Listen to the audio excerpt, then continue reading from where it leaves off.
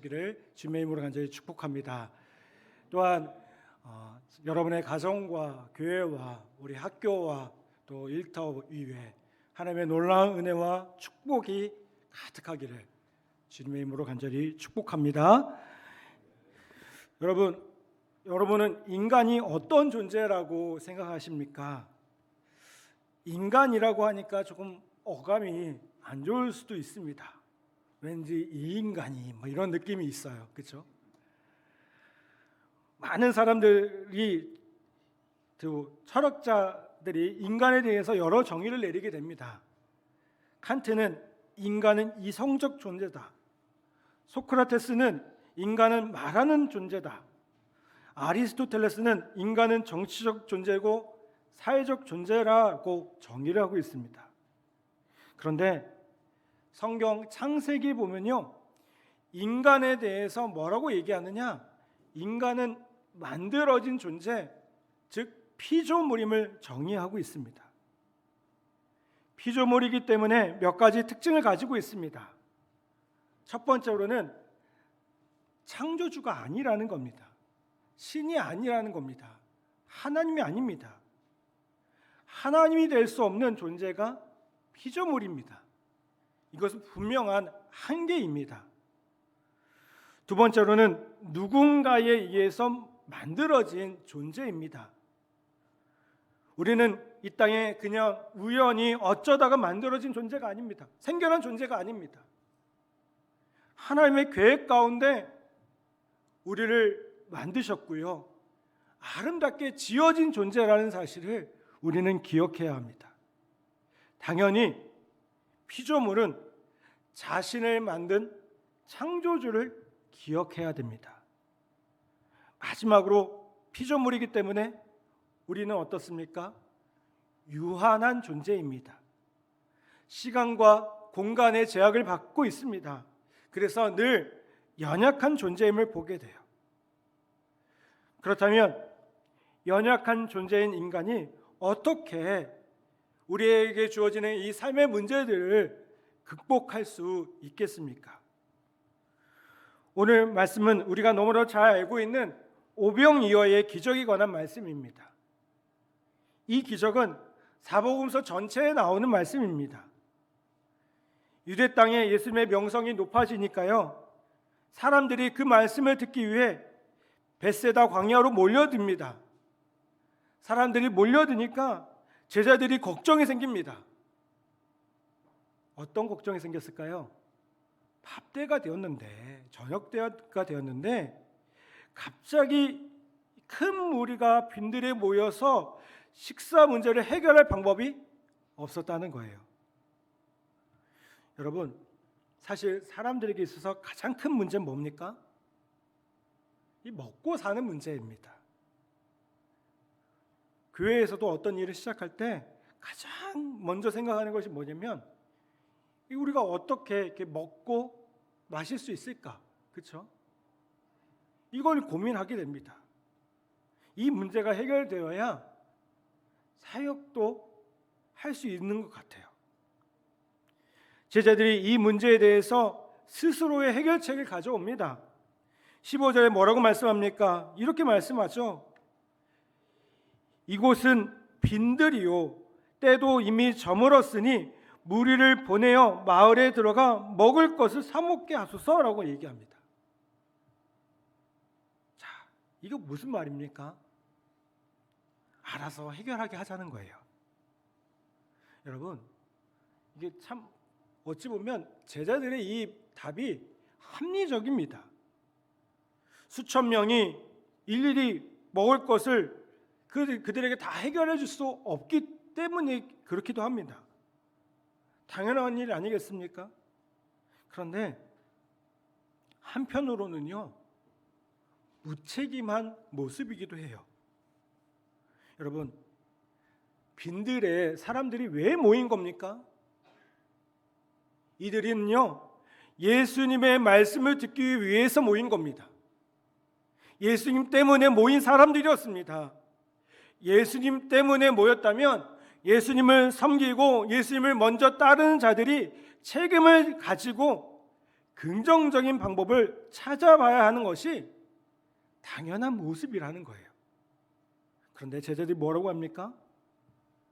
때도 저물었으니 알아서 마을에 가서 알아서 해결하게 하자라고 합니다. 그때 예수님께서 뭐라고 말씀합니까? 16절 이렇게 말씀하세요. 갈 것 없다. 너희가 먹을 것을 주라.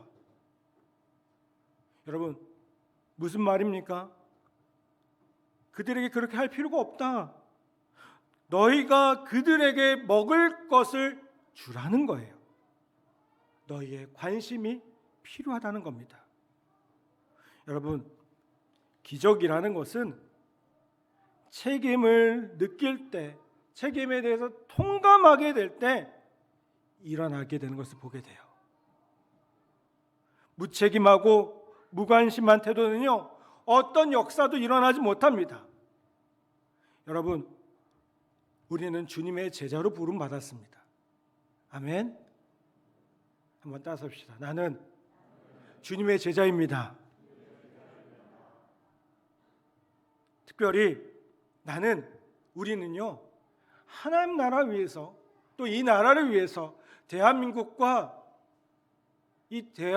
하나님 나라 위해서 귀하게 부름받은 존재들입니다. 여러분, 그렇게 부름받았다면 뭘 느껴야 돼요? 그것에 대한 책임을 느껴야 돼요. 요즘 여러 가지로 나라가 어려운 상황들을 보게 됩니다. 특별히 이 북한과의 관계가 심상치 않아요. 특별히 푸른 제복을 입고 군복을 입고 계신 여러분, 나라를 지키기 위해 이 땅 가운데 있는 여러분만큼 나라를 위해서 더 책임감을 가지고요, 나라를 위해서 기도할 수 있는 우리 모두가 되기를 간절히 바랍니다. 여러분, 그런데 그 관심과 기도가 기적을 일으키는 겁니다. 여러분, 기도하는 한 사람이 기도하지 않는 한 민족보다 강한 겁니다. 아멘. 여러분, 관심과 우리가 기도로 이 나라 가운데 주어지는 그 모든 어려움들, 또 여러분이 주어지는 삶의 문제들을 넉넉히 이겨나가는 우리 모두 되기를 간절히 바랍니다. 요한복음 6장에 보면 제자들은 무리를 먹이기 위해 최소 200데나리온이나 되는 엄청난 돈이 든다는 계산을 합니다. 1데나리온은요, 노동자 하루 품삯이었습니다. 지금으로 환산하면 하루 일당 못해도 한 10만 원만 계산해도 2천만 원 이상이 든다는 얘기예요. 여러분, 놀라지 않으시는데 이게 밥값만 2천만 원이에요. 우리 교회 이렇게 통이 커가지고 잘 안 놀라시는 것 같아요. 밥값만 2천만 원이에요. 이게 설령 돈이 있다 해도요, 살 수 있는 가게도 없었습니다. 그런데 그 소랑 가운데 한 어린아이가 자신이 먹어야 할 음식, 물고기 2마리와 보리떡 5개를 조건 없이 예수님께 드립니다. 여러분, 이게 물고기 2마리와 보리떡 5개가 많아 보이십니까? 이건요, 당시에 성인 남자가 먹기에는 턱없이 부족한 양입니다. 그냥 어린 아이가 딱 먹으면 되는 양입니다. 그런데 예수님은 어린아이의 이 드림을 높이 평가하셨습니다. 그리고 이 작은 것으로 수많은 무리를 먹이는 재료로 사용하셨다는 겁니다.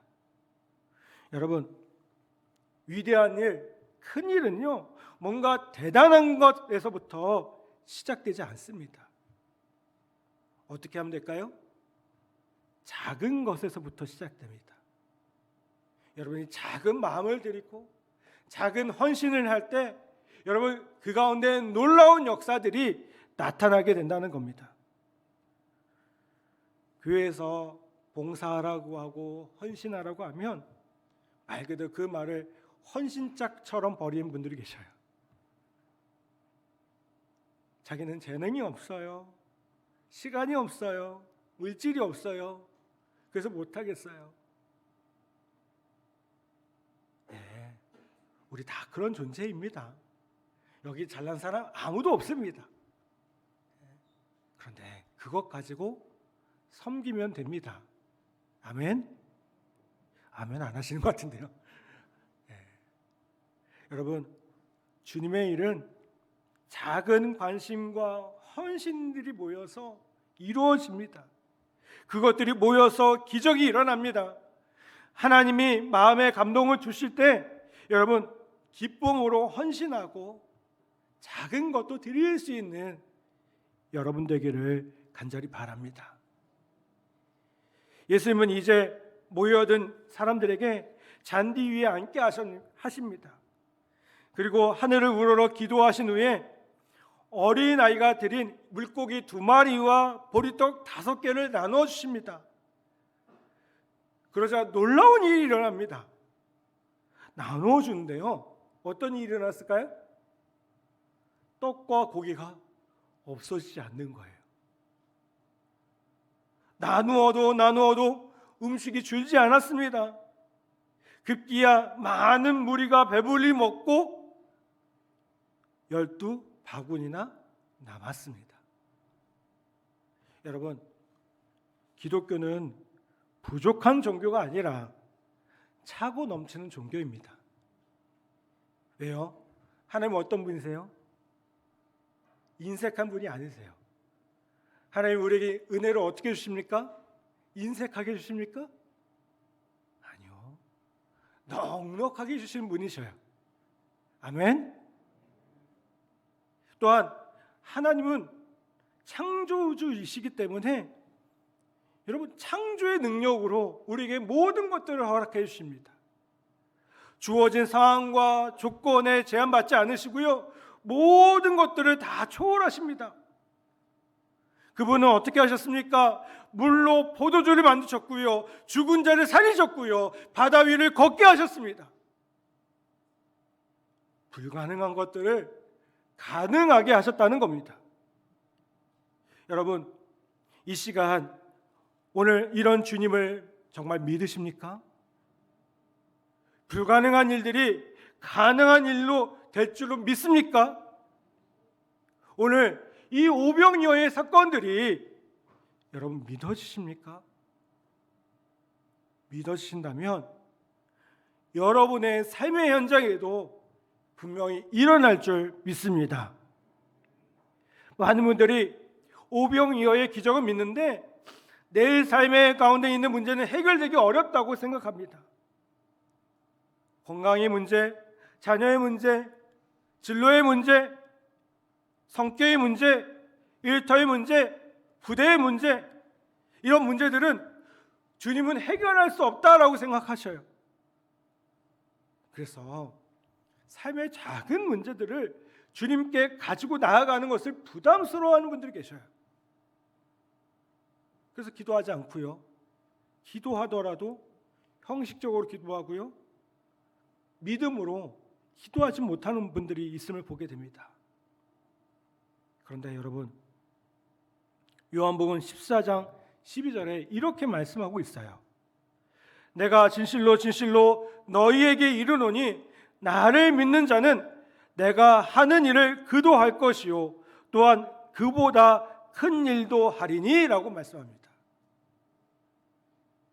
한번 따라서 합시다. 나를 믿는 자는 내가 하는 일을 그도 할 것이요 또한 그보다 큰 일도 하리니. 아멘.